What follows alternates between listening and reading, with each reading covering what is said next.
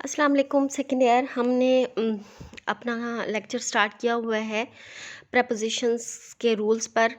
कुछ रूल्स मैंने आप लोगों को फर्स्ट लेक्चर में इसके बताए हैं, तकरीबन 6 के करीब। अब उन्हीं रूल्स को हम फर्दर कंटिन्यू करते हैं। तो इसके बाद जो नेक्स्ट रूल है वो है नंबर 7 पे, जो हम यहाँ पढ़ रहे हैं कि मुल्कों, बड़े शहरों और बड़े कस्बों के लिए प्रपोजिशन इनका इस्तेमाल होता है, और छोटे शहरों, कस्बे हों, कोई छोटे एरियाज़ हों किसी शहर के अंदर, उनके लिए ऐट का इस्तेमाल होता है। ये एक और रूल है। तो इसमें आप मिसाल के तौर पर आप लोगों को यहाँ 2 sentences are given. First sentence is he lives in Mumtazabad at Multan. अब मुल्तान आपको पता है is a big city, while Mumtazabad is an area of Multan. तो इन्होंने क्या किया हुआ है कि अपोजिट तरीके से प्रपोजिशन का यूज़ किया हुआ है। मुल्तान बड़ा सिटी है, उसके साथ उन्होंने एट लगाया हुआ है, जबकि यहाँ पर इन आना चाहिए। जबकि मुमताज़ाबाद एक छोटा इलाका है मुल्तान का, उसके साथ उन्होंने इन लगाया हुआ है। तो इस लिहाज से दिस सेंटेंस इज़ इनकरेक्ट। और करेक्ट सेंटेंस देखें तो वो बनता है ही लिव्स एट मुमताज़ाबाद इन मुल्तान, यानी मुल्तान बड़ा शहर, उसके साथ इन, और छोटा इलाका मुमताज़ाबाद, उसके साथ at. That will be the correct use of in and at with cities और कंट्रीज़ और छोटे इलाके जैसे टाउन, विलेजेस और मोहल्ले वगैरह। इसी तरीके से नेक्स्ट सेंटेंस इसके एग्जांपल के तौर पर आप देखें तो वो है he lives in Shahdara at Lahore. Lahore is a big city, Shahdara एक इलाका है लाहौर का। तो अगेन सेम उन्होंने तरीका इस्तेमाल किया है। तो इसका करेक्ट सेंटेंस क्या बनेगा जी? He lives at Shahdara in Lahore. Next rule आप देखो कि 2 वर्ड्स हैं, एक है अगो और एक लफ्ज़ है बिफोर। अब एक रूल मैं आप लोगों को याद दिला दूं कि डायरेक्ट इनडायरेक्ट सेंटेंस में जब हम डायरेक्ट सेंटेंस यूज़ करते हैं तो उसमें हम हमेशा, अगर उसमें डायरेक्ट सेंटेंस में अगो का इस्तेमाल होता है और इनडायरेक्ट सेंटेंस में कहा जाता है कि ago will always change into before in the indirect sentence. यानी इसका मतलब ये है कि डायरेक्ट सेंटेंसेस होंगे तो उनमें अगो का इस्तेमाल होगा, जबकि इनडायरेक्ट सेंटेंसेस में बिफोर का इस्तेमाल होगा। एक तो ये आपने करेक्शन याद रखनी है। सेकंड चीज़ जो आपने देखनी है वो ये है कि दोनों हैं गुज़रे हुए ज़माने के लिए ही, लेकिन अगो बहुत ही जो करीब में कोई काम हुआ हो उसके लिए, जबकि बिफोर जो काम थोड़ा लंबा अरसे पहले हुआ हो उसके लिए इस्तेमाल होता है। अब for example he was murdered 2 days before. 2 days before यानी बहुत ही माजी की बात है, लेकिन बहुत ही थोड़े दिन की, यानी सिर्फ 2 दिन हुए हैं। तो यहाँ पर बिफोर का इस्तेमाल सही नहीं है। रादर यहाँ पर क्या लगेगा, यहाँ पर लगेगा जी, यहाँ पर बल्कि इसकी बजाय लगेगा अगो। तो क्या आएगा correct sentence? He was murder 2 days ago. और इसी तरीके से he had gone to marry a month ago his marriage. तो इसमें आएगा ही हैड गॉन, 1 महीना पहले की बात है, तो ये ज़रा माजी करीब की बजाय माजी बईद, यानी ज़्यादा लंबे अरसे पहले की बात है। तो यहाँ पर अगो का इस्तेमाल सही नहीं है, यहाँ पर बिफोर का इस्तेमाल आएगा। तो करेक्ट सेंटेंस देखें क्या होगा? He had gone to marry a month before his marriage. इस तरह इससे अगला सेंटेंस देखो। अब ये वो डायरेक्ट और इनडायरेक्ट इस्तेमाल की, डायरेक्ट सेंटेंस में हमेशा जो है वो अगो का इस्तेमाल होता है, और इनडायरेक्ट सेंटेंस में वही अगो फिर बिफोर में चेंज हो जाता है। तो डायरेक्ट और इनडायरेक्ट दोनों में सही मतलब वर्ड यूज़ हुए हैं, ये चेक कर लें। He said he went there a year ago, यानी ये करेक्ट है। He said that he had gone there a year before. तो ये भी देख लें, यानी अगर सेम सेंटेंस है लेकिन अगर वो डायरेक्ट फॉर्म में है तो उसमें अगो का इस्तेमाल होगा, और जब वही डायरेक्ट सेंटेंस इनडायरेक्ट में चेंज होगा तो अगो बिफोर में चेंज हो जाएगा जी। इससे नेक्स्ट जो रूल है वो है रूल नंबर 9 के टिल प्रपोजिशन और टू प्रपोजिशन का इस्तेमाल। वो कहते हैं जो टिल है ये वक्त के लिए इस्तेमाल होता है, जबकि टू जगह या मकाम और सिमत के लिए इस्तेमाल होता है। अगेन देख लें, टिल वक्त के लिए इस्तेमाल होता है, और टू जबकि किसी मकाम या प्लेस या डायरेक्शन के लिए इस्तेमाल होता है। जी, इसका देखें, ही केप्ट स्लीपिंग बाय 2 o'clock। अब आप देख चुके हैं ये है बाय 2 o'clock, 2 o'clock टाइम है, तो यहाँ बाय का इस्तेमाल सही नहीं है, यहाँ पर किसका इस्तेमाल करना है हमने, जी, टिल का इस्तेमाल। तो करेक्ट सेंटेंस देखो क्या होगा, he kept sleeping till 2 o'clock। Next आप देखो क्या है, Rashid walked at the college.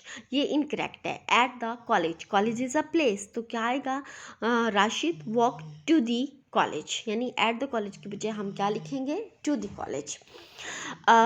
Next rule आप देखो क्या है कि perfect continuous tense, perfect continuous tense में वक्त के इजहार के लिए, इसमें ये परफेक्ट कॉन्टिन्यूअस में आपको थोड़ा सा रिमाइंड करा दूँ, टेंसेस पढ़ते हुए हम ये पढ़ चुके हैं कि परफेक्ट कॉन्टिन्यूअस टेंस में हम जो है बीन का इस्तेमाल करते हैं, आईएनजी फॉर्म का इस्तेमाल करते हैं, हैड का इस्तेमाल करते हैं, और सिंस और फॉर का इस्तेमाल करते हैं। तो यहाँ पर रिमाइंडर में मज़ीद आप देखो कि सिंस और फॉर के इस्तेमाल का यहाँ पर डिफरेंस बताया जा रहा है। परफेक्ट कॉन्टिन्यूअस टेंस में वक्त के इजहार के लिए सिंस, और मुद्दत के इस्तेमाल के लिए फॉर का इस्तेमाल होता है, ठीक है। और इसके अलावा जो है वो फ्रॉम को परफेक्ट टेंस के अलावा बाकी टेंसेस में एक वक्त से लेकर दूसरे वक्त तक के इजहार के लिए इस्तेमाल किया जाती है, यानी from this time to this time. तो इसकी आगे हम एग्जांपल्स देखते हैं। एग्जांपल्स देखो क्या है, he has been ill for morning, ये इनकरेक्ट है। देखिए फॉर मॉर्निंग जब इसमें यानी एक एक एक एक हमें एक पॉइंट ऑफ टाइम या एक इसमें ये आगाज़ बताया गया है, तो इसके लिए हम क्या कहेंगे, सिंस मॉर्निंग का इस्तेमाल होगा कि he has been ill since morning. और दूसरी चीज़, जहाँ भी डिजिट का इस्तेमाल हो, 1 से लेके 2, 3, 4, 5, 9, 10, इससे कम इससे ज़्यादा, जहाँ भी डिजिट का इस्तेमाल होगा वहाँ आप फॉर इस्तेमाल करेंगे, जबकि बाकी सब के लिए आप सिंस का इस्तेमाल करेंगे। अब यहाँ आप देखो, Ali has been ill since 4 days, यहाँ पर 4 days यानी पूरा एग्जैक्ट डेज का जिक्र है, तो इसके लिए आप किसका इस्तेमाल करोगे, फॉर का इस्तेमाल करोगे। तो क्या आएगा, जी, Ali has been ill for 4 days। इसी तरीके से नेक्स्ट आप देख लो, he will come to college since tomorrow, तो क्या आएगा, he will come to college from tomorrow, के वहाँ तब से वो आना शुरू होगा। He will come to college, ये आगे पीछे नहीं, ये चूँकि परफेक्ट कॉन्टिन्यूअस टेंस नहीं, सिंपल फ्यूचर टेंस है, तो इसमें वक्त के कब से वो आएगा, टाइम के इजहार के लिए फ्रॉम का इस्तेमाल हुआ है। आगे आप देखो, दूसरे 2 और वर्ड्स हैं, एक है इन स्पाइट और दूसरा है डिस्पाइट। दोनों का मतलब है के बावजूद, उर्दू में यानी दोनों के मीनिंग्स बनते हैं के बावजूद। के वस्फ, ये वस्फ से मुराद है, यानी इनके सेंस में इस्तेमाल होते हैं, के बावजूद की सेंस में ही दोनों इस्तेमाल होते हैं। लेकिन डिस्पाइट खुद एक प्रपोजिशन है, ये प्रपोजिशन के तौर पर इस्तेमाल होता है, इसके साथ कोई और प्रपोजिशन नहीं आता। जबकि इन स्पाइट जब हम यूज़ करेंगे तो इन स्पाइट के साथ प्रपोजिशन ऑफ का इस्तेमाल होता है। आपको पता है ना, उर्दू में हर्फ़ जार जो है वो प्रपोजिशंस कहलाते हैं। तो despite itself is a preposition, इसका मतलब के बावजूद ही है। और जब इन स्पाइट लिखेंगे तो इन स्पाइट के साथ ऑफ प्रपोजिशन लाजमन इस्तेमाल होगा। अच्छा, इसके आप एग्जांपल्स देखें तो इसका फर्स्ट सेंटेंस देखें क्या है, despite of their relation, despite of, अब आप हम पहले पढ़ चुके हैं कि despite itself is a preposition, इसके साथ कोई और प्रपोजिशन जैसे ऑफ है वो इस्तेमाल नहीं होगा। तो despite of their relation there is also hated among them, तो क्या आएगा, despite their relation there is also hated among them. फिर इसी तरीके से इन स्पाइट देयर रिलेशन, अब हम पढ़ चुके हैं कि इन स्पाइट के साथ ऑफ ज़रूर आना है, तो इसमें कमी क्या है कि यहाँ पर ऑफ नहीं लगा हुआ। तो in spite of their relation there is also hated among them. Otherwise दोनों सेंटेंसेस सेम है, लेकिन इस फ़र्क क्या है, डिस्पाइट के और इन स्पाइट के इस्तेमाल का है। डिस्पाइट के साथ ऑफ नहीं आता, इन स्पाइट के साथ ऑफ आता है। उसके बाद नेक्स्ट आप देखो क्या है कि बिकॉज ऑफ है और सिर्फ बिकॉज है। वो कहते हैं जो बिकॉज ऑफ है ये एक खुद एक प्रपोजिशनल फ्रेज है। बिकॉज ऑफ एक प्रपोजिशनल फ्रेज, फ्रेज कहते हैं जो स्मॉल एक छोटा सा जुमला, ये एक प्रपोजिशनल फ्रेज है। इसके बाद नाउन लगा सकते हैं या आप कोई और फ्रेज लगा सकते हैं। जबकि बिकॉज जो है वो एक कंजंक्शन है, इसके बाद एक पूरा क्लॉज आती है। क्लॉज का मतलब एक और मुकम्मल सेंटेंस। इसकी भी आपको डिफरेंस ऐसे पता चलेगा जब हम इसके सेंटेंसेस पढ़ेंगे। मिसाल के तौर पर एक जैसे सेंटेंस है, I could not buy the house because of high price. ठीक है, तो ये इस्तेमाल करेक्ट है। Because of prepositional phrase of high price यानी इसकी वजह से। तो क्या आएगा कि मैं ये घर ख़रीद नहीं सकता क्योंकि इसकी कीमत ज़्यादा है। या फिर यही सेंटेंस ऐसे आ सकता है, I could not buy the house because the price was too high. अब ये कंप्लीट क्लॉज है, the price was too high. Clause mean एक ऐसा सेंटेंस जो कि अपने अंदर मुकम्मल है। ठीक है, ये आया आपका डिफरेंस। फिर से देख सकते हो आप एक बार कि I could not buy the house because of high price, और दूसरा I could not buy the house because the price was too high. Next आप देखो इंस्टेड। इंस्टेड ये हर्फे जार और उसके बगैर जी ये हर्फे जार इंस्टेड हम पढ़ रहे थे। जी ये हर्फ जार और उसके बगैर दोनों तरह से ही इस्तेमाल होता है और दोनों सूरतों में ही इसका मायनी है की जगह पर, किसी और की जगह पर। इंस्टेड जुमले के आखिर पर किसी भी जो है वो नाउन और एडजेक्टिव या एडवर्ब के बाद इस्तेमाल होता है। फिर से देख लो कि इंस्टेड एक हर्फ जार है, सॉरी इंस्टेड जो है वो प्रपोजिशन है। ये एक और किसी और हर्फ जार या इसके बगैर दोनों तरीके से ही इस्तेमाल होता है। ये दोनों सूरतों में ही इसका मायनी है की जगह पर। इंस्टेड जुमले के इंस्टेड वाले जुमले के आखिर पर, यानी जहाँ जिस जुमले में इंस्टेड यूज़ हुआ हो उस जुमले के आखिर पर किसी नाउन और एडजेक्टिव या एडवर्ब के बाद इस्तेमाल होता है। फॉर एग्ज़ाम्पल क्या है कि I went to Karachi instead, कि मैं उसकी बजाय कराची चला गया। इसी तरीके से आएगा इंस्टेड ऑफ वर्किंग, के काम करने की बजाय ही जस्ट कंप्लेन, उसने सिर्फ शिकायत लगा दी। इसी तरीके से यानी इसमें हमने इंस्टेड ऑफ वर्किंग, इसमें यूँ समझ लें कि एडवर्ब उन्होंने लगाया हुआ है एंड में, और यहाँ पर कराची इंस्टेड ये नाउन के साथ अकेला इंस्टेड लगा हुआ है। तो इस तरीके से यानी इंस्टेड अकेला भी सही है और इंस्टेड ऑफ का इस्तेमाल भी सही है। अच्छा, उसके बाद है बट को बतौर प्रपोजिशन भी इस्तेमाल किया जा सकता है, लेकिन जब बट एज अ प्रपोजिशन इस्तेमाल होगा तो उस वक्त ये एक्सेप्ट का मतलब होता है ना सिवाय, तो ये सिवाय के मफहूम में इस्तेमाल होगा। For example Ali is lost but honour, अली ने सब खो दिया सवाए अपने ऑनर के। ये करेक्ट है बिल्कुल, यानी यहाँ पर बट एक्सेप्ट के मायने में यूज़ हुआ है। इसी तरीके से all came but Nadeem, all came except Nadeem, ये एक्सेप्ट में तो आप पहले पढ़ चुके हो। ठीक है, सब आए सवाए नदीम के, तो यहाँ पर बट किसके मायने में यूज़ हुआ, एक्सेप्ट के मफहूम में यूज़ हुआ। जी इसी तरीके से हम एक और रूल पढ़ने लगे हैं, रूल 15 है।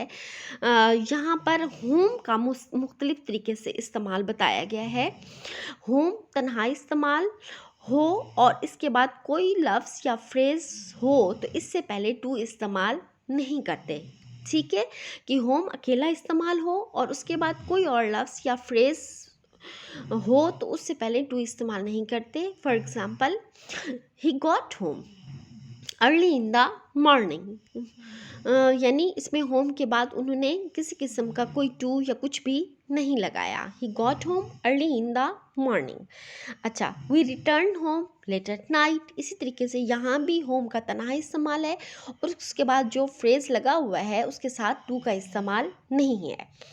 अच्छा, उसके बाद आप देखो क्या है कि अगर होम से पहले इसी का पी पार्ट है होम के इस्तेमाल में, अगर अराइव हो तो फिर हर्फ जार एट का इस्तेमाल नहीं करते। For example we arrived home home तक सही है ना। आगे क्या है, लेट का इस्तेमाल, तो क्या आएगा, वे arrived home late at night. यहाँ पर एट का इस्तेमाल नहीं आएगा, क्या आएगा, they arrived home early in the morning.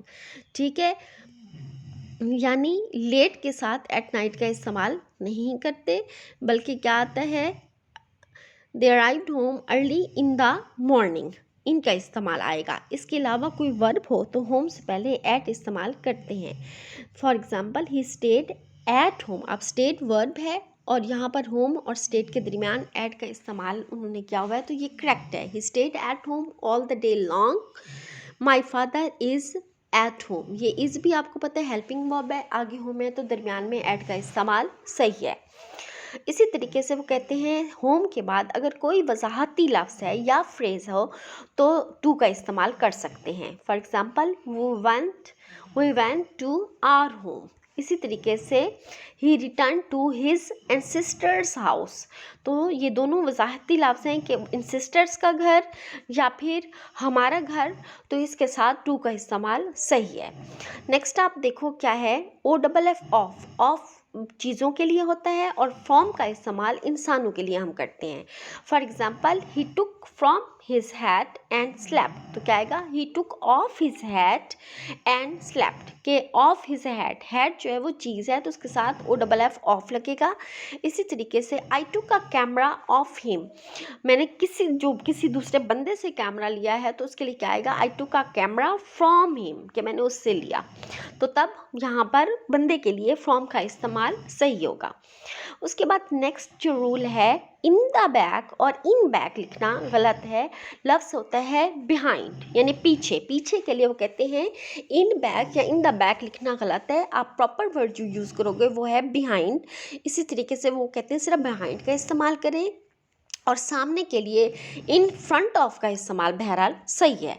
तो इसका एग्जाम्पल क्या है कि he stood in the back of me, ये गलत है, क्या आएगा सही, ही स्टूड बिहाइंड मी, जी बिल्कुल सही। इसी तरीके से the car stopped before my house, तो क्या आएगा, the car stopped in front of my house. यहाँ पर इन फ्रंट ऑफ का इस्तेमाल सही रहेगा। इसी तरीके से इन टाइम से मुराद है तयशुदा वक्त, जबकि ऑन टाइम से मुराद है एन मुकर्ररा वक्त पर, यानी एक प्लान टाइम तयशुदा जो तय हो चुका है, और इसी तरीके से किसी वक्त मुकर्ररा पर पहुंच जाना क्या कहलाएगा, या एन वक्त पर, एन मुकर्ररा वक्त पर पहुंच जाना कहलाएगा ऑन टाइम। ठीक है, सबसे पहले जैसे इसके एग्जाम्पल है, Ali did not come in time. ठीक है, कि वो मुकर्ररा वक्त से पहले नहीं आया। इसी तरीके से क्या आएगा, अली केम ऑन टाइम, यानी वो बिल्कुल मुकर्ररा वक्त पर पहुंच गया, तो ऑन टाइम आएगा। और दूसरा क्या कहा था कि तयशुदा वक्त तक जब ना पहुंचे, Ali did not come in time. अच्छा, इसी तरीके से वक्त के इजहार के लिए बहुत से तरह के प्रपोजिशंस इस्तेमाल होते हैं। For example, I reached here today, I shall reach here after 8, I shall reach there before 8, I shall reach there by 8, I shall reach there at 8, I shall reach there till 8। इसका मतलब है कि यहाँ पर after का इस्तेमाल, before का इस्तेमाल, बाय का इस्तेमाल, एट का इस्तेमाल और टिल का इस्तेमाल टाइम के साथ हो सकता है। ठीक हो गया जी। इसके अलावा एड्रेस या पता से पहले हमेशा एट का इस्तेमाल होता है। For example, he lives at 1666 Tariq road, Faisalabad, ये बिल्कुल करेक्ट है। इसी तरीके से लास्ट में क्या है कि Anwar lives at 1666 Baldia colony, Chishtia, यानी एड्रेस से पहले हमेशा एट का इस्तेमाल आएगा। At is a preposition. तो बच्चों, अब यहाँ पर भी बहुत सारे मैंने आप लोगों को रूल्स बताए, और अकॉर्डिंग टू दिस रूल्स आप अपनी एक्सरसाइज निकालेंगे और इनकी प्रैक्टिस करनी स्टार्ट करेंगे। जब तक कोई भी चीज़ हो, चाहे वो करेक्शन है बेटे या वो प्रपोजिशन है, जब हम रूल्स पढ़ लेते हैं उसके फ़ौरन बाद जब हम उनकी एक्सरसाइजेस स्टार्ट करना और उनको सॉल्व करना स्टार्ट करते हैं, तो हर चीज़ हमारे सामने क्लियर होती ही चली जाती है। तो best of luck to all of you कि आप इसको पढ़ें और आप जो है वो इस्तेमाल करें और आपका टाइम भी बहुत ही अच्छा गुजरे। इसके साथ ही अल्लाह हाफिज़ फॉर टुडेज़ लेक्चर।